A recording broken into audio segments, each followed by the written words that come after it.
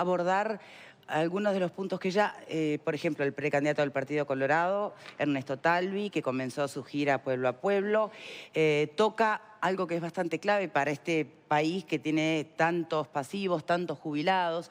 Dice que, de ser gobierno, eliminaría gradual y responsablemente el IAS, el impuesto a la asistencia, seguridad social, el impuesto a las jubilaciones, como lo conocemos vulgarmente. Vamos con el tape de información primero. Si se elimina el IAS y a la seguridad social se le va a restar 326 millones de dólares por año, ¿de dónde van a salir esos recursos para financiar la seguridad social? Porque con ese impuesto se pagan las jubilaciones. Si lo eliminamos, ¿vamos a solicitar más asistencia financiera o vamos a crear otro impuesto? Y si creamos otro impuesto, ¿quién va a pagar ese impuesto? ¿Lo van a pagar los que ganan más o lo va a pagar toda la sociedad?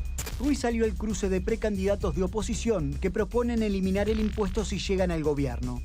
Recordó que el año pasado, durante la discusión de una fórmula para los cincuentones, dirigentes de todos los partidos coincidieron en discutir una reforma de la seguridad social con foco en la sostenibilidad del sistema jubilatorio. En este año, si bien se puede discutir todo lo que quieran los partidos políticos en campaña electoral, no se pueden aprobar leyes que modifiquen el presupuesto de gasto del Estado. Por lo tanto, habrá debate, pero lo que más importa es que en el próximo periodo de gobierno se instale un diálogo y se discuta cómo se financia la seguridad social en el país.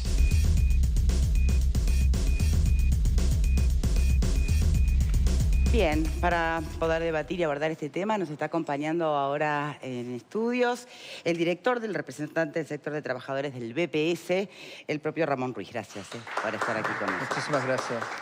Bueno, entonces, repasando algunos números macro, lo que sabemos es que el IAS, creado en el 2008 por ley, grava efectivamente a las jubilaciones a partir de determinado monto. Están las tres franjas especificadas, ¿no? Empiezan a pagar recién a partir de los que reciben 30.785 pesos.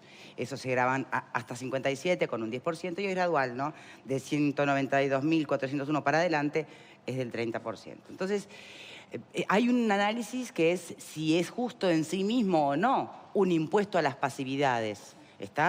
Es un debate en paralelo, ¿no? Después otro debate es si nuestro sistema, si nuestro BPS puede asumir eliminarlo, si se entiende que es injusto.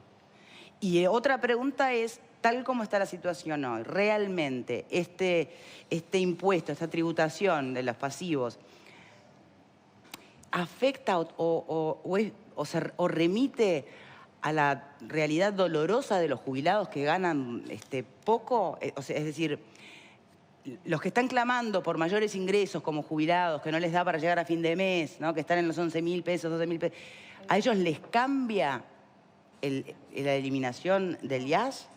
¿O seguimos teniendo el mismo problema para con estos jubilados con o sin el impuesto? Vieron que son varios puntos los que se pueden abordar para este análisis en concreto, ¿no? Me gustaría una primera intervención de nuestro invitado, por supuesto. Bueno, muchísimas gracias por la invitación. Lo primero que tengo que decir es que nos asombra la capacidad de improvisación que tienen algunos actores de nuestra sociedad. Porque el año pasado yo vine a este programa porque estuvo en debate el financiamiento de la seguridad social, sí, en ese momento, y ahí la solución mágica para los problemas de la seguridad social era aumentar la edad de retiro, o sea, postergar la edad de retiro, porque en Uruguay el dinero que tenemos para destinar a la seguridad social no alcanza, entonces esa medida iba a resolver los problemas de la seguridad social. Sí. Nosotros dijimos, no podemos discutir un tema aislado de todo el sistema, sino que hay que hacer una reforma, un diálogo donde haya una agenda amplia y donde se discuta integralmente el tema de la seguridad social. En ese momento esa propuesta, aunque a mí no me gustaba, intentaba equilibrar o por lo menos corregir, aunque sea parcialmente, el déficit tema estructural del sistema, sí, la inversión, ¿no? Sí, que hace el país en seguridad social. Piensen ustedes que de rentas generales, perdone que le interrumpa simplemente para dar más información, ¿no? De rentas generales al BPS se pasan unos 600 millones, ¿no? Sí, años, dólares. Pero y está pensado ya que va a aumentar para el 2019.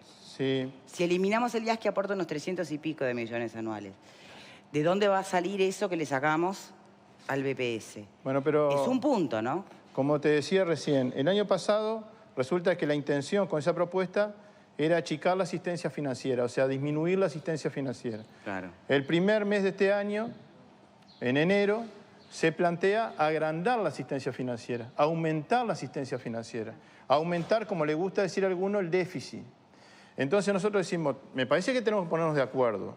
O queremos corregir esa asistencia porque no nos parece razonable y tenemos que disminuirla, o no nos importa la asistencia financiera y estamos dispuestos a asumir una asistencia financiera de 326 millones de dólares más por año. Que es lo que recauda el IAS. Que es lo que se recauda por el IAS. Entonces, lo primero, o sea, a nosotros nos asombra y nos preocupa de que se esté improvisando permanentemente para buscar soluciones a los problemas de la seguridad social. Aunque esta propuesta en realidad no está pensada para la seguridad social, sino creo que está en el marco de una campaña electoral donde es muy simpático plantear la eliminación de un impuesto, es poco responsable no plantear una alternativa, y si no se plantea esa alternativa, lo único que se logra es que el BPS va a precisar más dinero del que hoy necesita. Bien, ahora también permítame entonces preguntarle, usando sus propias palabras, ¿cuán responsable fue crear este impuesto en el 2008? Bueno, ¿es un impuesto que debe existir o que no debe existir? Creo que a priori tengo que aclarar que yo no estoy defendiendo este impuesto. Yo estoy diciendo, si se propone eliminarlo, a mí me gustaría saber cómo se va a compensar ese dinero. Si toda la sociedad está de acuerdo y todos los partidos están de acuerdo con que, digamos, se aumente la asistencia financiera, si hay un consenso en ese sentido, está todo bien, pero el año que viene que nadie diga que el BPS ahora necesita más dinero, porque esto es lo que está ocurriendo. O sea, no estoy planteando, a mí digo, si me convencen de que hay que eliminar el IAS y va a haber otro impuesto que va a ser progresivo, que va a ser restributivo, y de repente me convence ¿A las que jubilaciones? Sí. Pero, bueno, y la pregunta que tú hacías, la pregunta que tú sí. hacías, que no la estoy evadiendo, si está bien o está mal, claro, que sí, exista este en sí empleo. mismo Y además con un tributo. agregado que hiciste al principio cuando presentaste la nota, que dijiste que se creó en el año 2008, Sí. yo tengo que precisar lo siguiente. El impuesto a la jubilación existe desde la década del 60. A ver. En la dictadura se transformó esos impuestos que venían antes de la dictadura, antes del 82, en un impuesto a las retribuciones personales, lo que Sí. se conoció como el IRP, Sí. que se le cobraba también a los jubilados y a los pensionistas. Y en el 2008 lo que se hizo es crear el IRPF, que es el impuesto a la renta física, Sí. digamos. Entonces, a partir de ese momento, incluso ese IRPF se le aplicó a los jubilados. Hubo un planteo de inconstitucionalidad y el Poder Judicial dio lugar a ese planteo y ahí es donde se crea el IAS, que tiene una diferencia con respecto al IRPF, porque el IRPF va para rentas generales y el IAS es el impuesto de asistencia a la seguridad social. O sea, tiene un destino bien específico que ese impuesto es solamente para el Banco de Previsión Social. Por eso es la preocupación, porque si se elimina, Bien. es la seguridad social. Entonces, no se creó en el año 2008, sino que ya el país históricamente ha tenido o ha aplicado impuestos a las jubilaciones. No es una cosa novedosa ni Bien. se está innovando. ¿Alguien objeta este último punto? Yo tengo algo para decir sobre esto. No, simplemente un tema conceptual. Quizás la definición técnica de impuesto no corresponde exactamente a esta situación. En los hechos, el efecto que tiene el IAS, en los hechos es de una rebaja de la jubilación. Y como no hay ambiente político en el país, no lo hay ahora, no lo hubo nunca, para que el Poder Ejecutivo rebaje la jubilación, diga, el que gana 40 pasa a ganar 45, el que gana 40 pasa a ganar 35, porque no hay clima, digamos, la sociedad no entendería que se pueda bajar. Entonces, ¿qué se hace? Se pone un impuesto. Pero un impuesto generalmente tiene lo que se llama un hecho generador, que tiene que ver con actividades económicas, tiene que ver con, en fin, con una serie de situaciones, un cobro de un alquiler, lo que sea. Acá, el hecho generador del impuesto no puede ser, digamos, no tiene sentido que sea percibir una jubilación, sea el hecho generador de un impuesto. Por lo tanto, se le pone el nombre de impuesto, pero... Porque por tu trabajo generaste pero ese, claro, pero funciona... El impuesto al valor agregado, por ejemplo. Pero funciona en los hechos como una rebaja de la jubilación. Y repito el concepto. Como hay tanta plata para repartir en jubilaciones y hay tanta demanda, bueno, la manera de acompañar más o menos la cantidad de dinero con los jubilados es bajar la jubilación. ¿Cómo se hace? Como no se puede bajar nominalmente, se pone el impuesto. Así Bien. funciona este sistema. Eleonora. Bueno, de los 35 países que integran la OCDE, que no vamos a decir que son países menos avanzados, al contrario, deben ser los países con mayor índice de desarrollo humano, etcétera, y solamente 3 no pagan impuesto a la seguridad social. El resto de los 32 países más desarrollados del mundo pagan impuesto a la seguridad social, tal como es el IAS.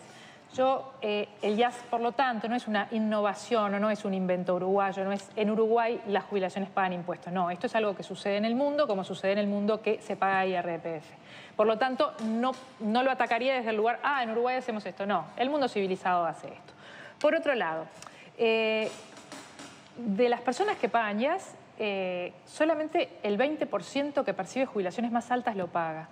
Y de las personas del decil 10, o sea, que son las personas con mayores ingresos en el país, lo que pagan de impuesto impacta el 10% en el dinero que perciben. Por lo tanto, el impacto del IAS en las personas no es un impacto... En las afectadas, digamos. En las personas afectadas no es un impacto mayor, por así decirlo.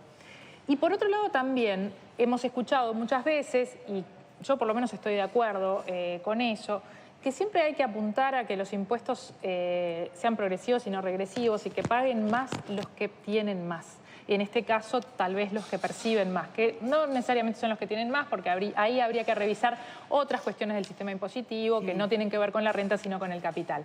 Pero la cuestión es que esto no es un invento uruguayo, esto no es algo que no pasa en el mundo. Sí, pasa en el mundo y pasa en el mundo al que creemos o por lo menos al que miramos como que le va bien. Entonces, creo que discutirlo desde el lugar de, bueno, creamos esto, no es desde ese lugar que hay que discutirlo.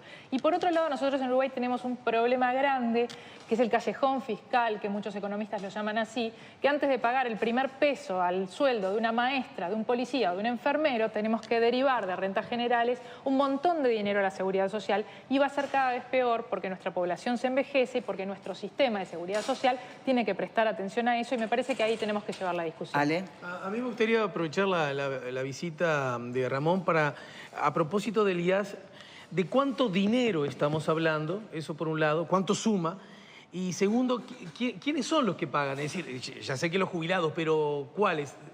Y en todo caso, antes que existiera eso, ese hueco que se sacaría en el caso que se elimine el impuesto, ¿cómo era llenado? Si hay alguna pista para seguirle, digamos, cierta trazabilidad a esto, porque... Bueno, va de suyo, ¿no? Cualquier propuesta que implique dejar de evitar que ingrese dinero tiene que ser compensada con, bueno, ingresaría de esta u otra manera o dejaríamos de tener tal o cual El tema gasto. es que Talvi dice eliminarlo gradual y responsablemente, pero no nos da a conocer cuáles serían los caminos que tal vez pueda contemplar esa pregunta obvia que surge, que es, claro, si no sale de ahí, ¿de dónde sale? Esa es una respuesta... asumimos un déficit mayor del sistema, ¿no? Sí, esa es una respuesta que tiene que dar Talvi en todo caso. Claro. Pero desde la perspectiva histórica, él como especialista, a ver, ¿dónde? Porque esto es relativamente nuevo, ¿no? En nuestro país. ¿Qué pasaba antes? ¿Cómo era la cosa? Sí, ahí está. Yo digo, no es la primera vez que discrepo con el señor, o sea que hoy no va a ser un día diferente. Hoy seguramente vamos a discrepar. Porque en realidad no es una rebaja de las jubilaciones, porque no toda, una rebaja de las jubilaciones es una rebaja de las jubilaciones. Acá no todos los jubilados tienen... No, pero usted dijo que el impuesto en realidad es una rebaja encubierta. Claro, y no es una rebaja encubierta porque si no se le hubiese rebajado a todos los jubilados. Al que le toca, pero sí. de todas maneras, lo que digo es, acá lo que se resolvió es que no tenemos un sistema de seguridad social superavitario. Entonces hay que tomar este tipo de medidas, como otros uruguayos también han... Porque digo, cuando viene la asistencia financiera del EPS... esa asistencia financiera la está pagando todo el mundo. Todos los ciudadanos están pagando esa asistencia, incluso aquellos que no tienen derecho a la seguridad social, porque cuando consumen, pagan IVA y una parte del IVA para la seguridad social. Entonces yo lo que digo es, si bien hay preguntas que hay que hacerle al señor candidato, el señor candidato, además de responder alguna pregunta, tiene que decir, bueno, pero responsablemente, pero ¿cómo lo voy a compensar?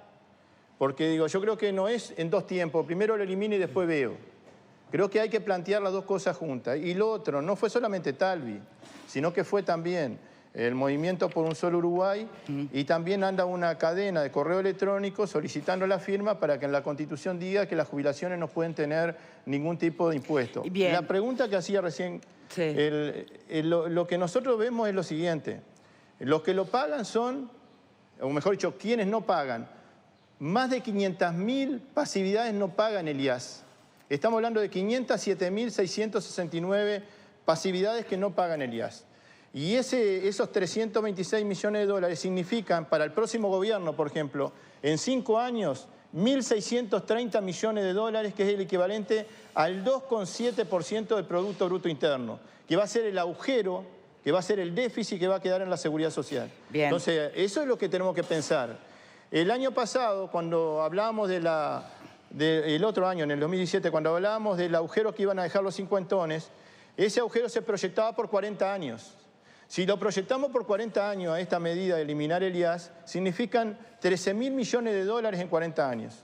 Entonces, si les gusta hacer la proyección para adelante, así como se decía que los cincuentones iba a ser un disparate porque se me obligaba por 40 años el costo que tenía anual, bueno, si no se busca una solución, tiene que haber una alternativa, si no la Seguridad Social va a necesitar más asistencia financiera. Verónica, ¿cuál es tu perspectiva? Yo lo que veo es que estamos debatiendo, ya prácticamente en plena campaña, acerca de agujeros, ¿no? Más agujeros, menos agujeros, cuando en realidad tenemos una jubilación mínima de 11.000 y pocos pesos.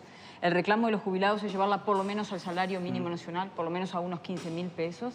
Y eso veo que no es un tema de campaña, no sé si es porque todos los candidatos ven que esto es difícil de conseguir, me preocupa. Respecto a lo que decía Leonora, bueno, está bien, en otras partes del mundo esto puede suceder, pero aquí las franjas comienzan en los 30.000 pesos. Y todos sabemos que la canasta básica para vivir no es 30.000 Por eso, pesos. esas comparaciones Es mucho está bien, más y es cierto elevada. lo de la OCDE, pero claro, el tema también es preguntarse uno comprende cuánto vale el dinero y lo que principio. compras en esos países. Exacto. Aquí sabemos que con la jubilación mínima no vivís, con esta primera franja tampoco vivís, entonces creo que es realmente preocupante que el debate pase por sacar dinero y no por cómo vamos a mejorar la seguridad social. ¿A usted no le parece que donde arranca la franja es demasiado bajo? Yo creo que nosotros tenemos un sistema de seguridad social y también una pirámide salarial que tiene mucha gente ganando poco en la base y mucha gente ganando poco y muy poquitos ganando mucho. 30.000 pesos es mucho. Entonces, mucho, digo, comparado con 11.000 pesos, mucho, ¿no? Ahora digo, porque hay que ver también en qué país estamos viviendo. Así como decimos, en el otro país, yo no quiero exportar ni copiar las cosas que pasan en Europa, lo que digo es, pero es una referencia. Porque cuando dicen vamos a aumentar la edad, dicen porque en Europa se aumenta la edad. Entonces acá esa receta hay que aplicarla acá. Entonces nosotros decimos, bueno, si se va a traer una parte, vamos a traer todo para acá. Claro. Por eso es que se compara a veces a nivel internacional. Pero lo que digo es, si nosotros pensamos en un sistema tributario donde los que tienen más tienen que aportar más, pero resulta que cuando ponemos en 33, dicen, no, en 33 no, en 40. Cuando ponemos en 40, no, 40 no, en 50. La canasta básica no es una Pero referencia la canasta de bienes y de la servicios. canasta básica que se publica en un periódico que sale semanalmente, es una canasta que se creó en el año 68 sobre la base del consumo que había en el año 68, que es totalmente distinto al consumo que hay hoy en el Uruguay. Y además está pensada sobre la base de una canasta básica familiar. Quiere decir que sobre la base de una familia, no de una persona.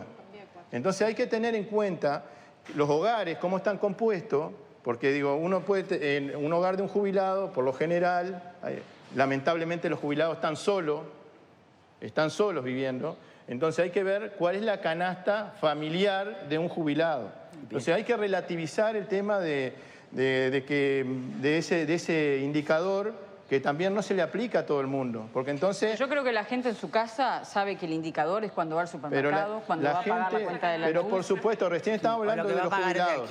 Ahora hablamos de la gente. Yo digo, el trabajador rural debería ganar la canasta básica familiar. Bien. ¿Y quién se escandaliza por eso? Ruiz, vamos la trabajadora doméstica debería ganar la canasta familiar. ¿Y quién se escandaliza por eso? Me permite ir a una pregunta más atrás todavía que esto.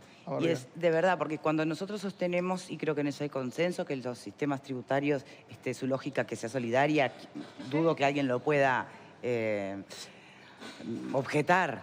Después habrá quien lo hace con más ganas y otro con menos, ¿no? Pero partamos de la base del consenso. Ahora, esa lógica del sistema solidario, progresivo, ¿debe alcanzar al ser humano en su etapa jubilatoria? ¿Se entiende lo que pregunto? Ahí hay un tema que es más técnico y en realidad esta propuesta es una propuesta política. Porque es más técnico en el sentido de que, por ejemplo, si uno mira el impuesto a las retribuciones personales, se aplica sobre el líquido, no se aplica sobre los aportes a la seguridad social, porque los aportes a la seguridad social se deducen cuando uno hace el impuesto. O sea, hay deducciones y unas son las cargas sociales. Nosotros no pagamos el IAS por lo que no cobramos. Es más, hay deducciones a la vivienda, hay deducciones a la salud de los hijos y también hay deducciones a las cargas sociales que tiene el salario. Entonces digo, pero esto es más técnico y estoy seguro que si lo explico, la mayoría de la gente no lo va a entender, porque este es un tema político. Acá se plantea esta discusión y por eso digo, no me pongo a defender el IAS, sino que lo que digo es, me pongo a defender los recursos de la seguridad social.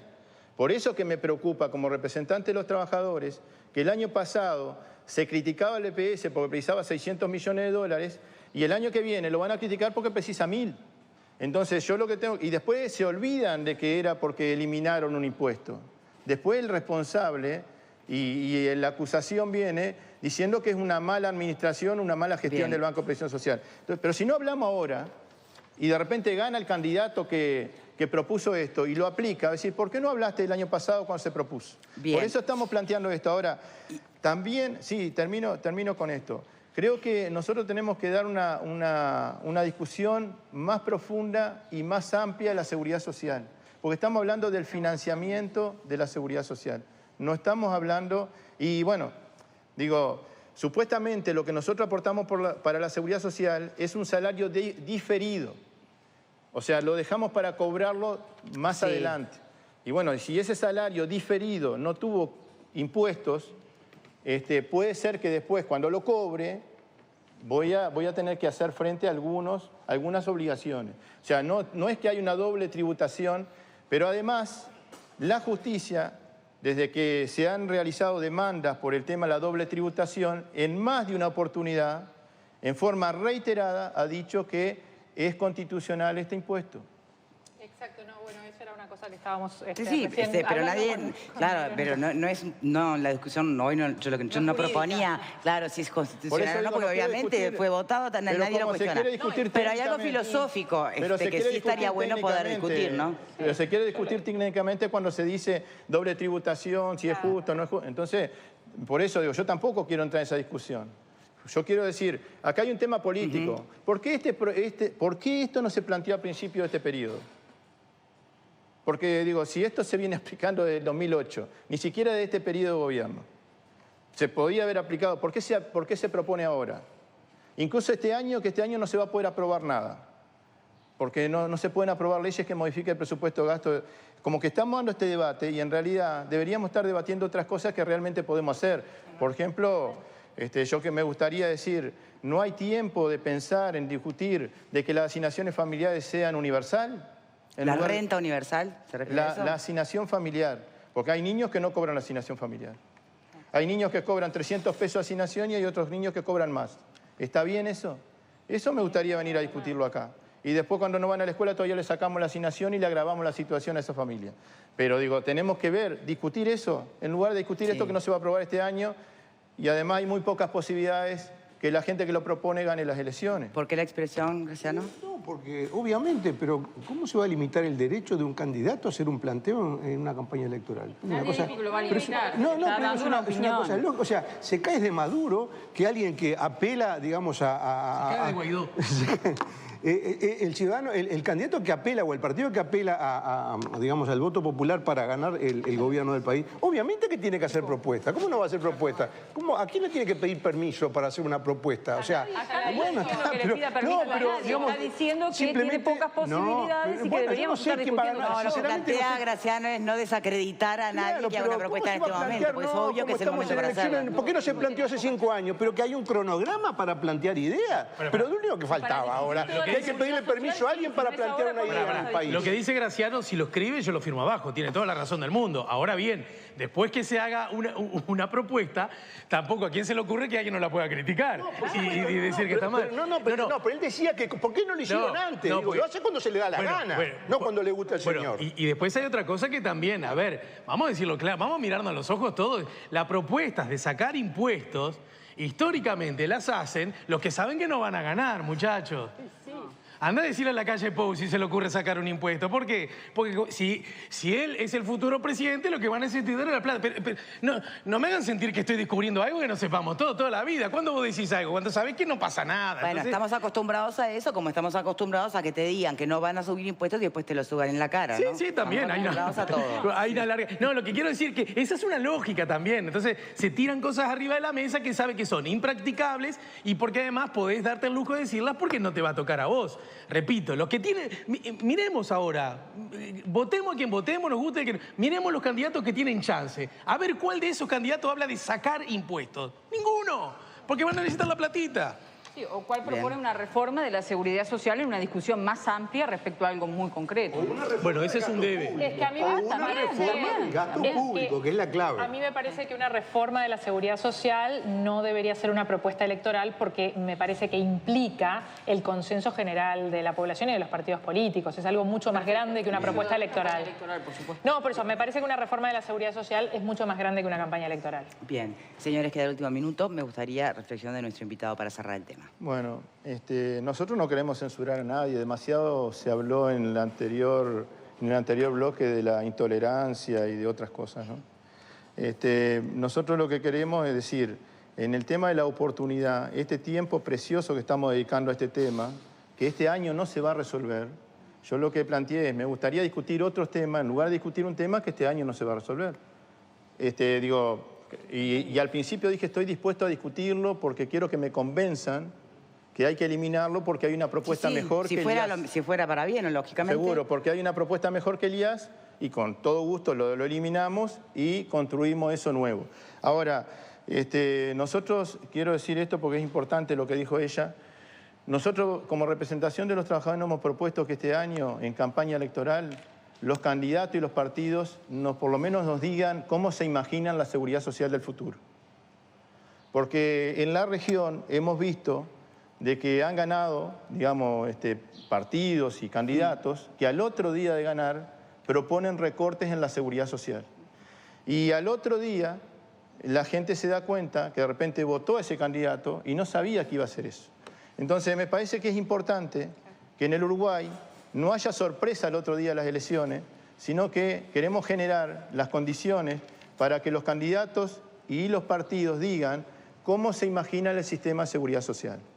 Ahora, por supuesto que no para que nos presenten un proyecto de ley articulado diciendo todo lo que van a hacer, pero por ejemplo, no es lo mismo que un candidato gane y convoque a un diálogo para discutir esa reforma a que diga, no, si yo gano voy a presentar un proyecto y no voy a convocar a un diálogo.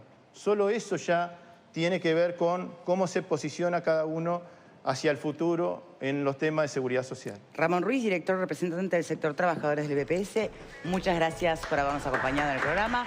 Hacemos una tanda y cuando regresemos, las reflexiones finales de los panelistas. Ya ven.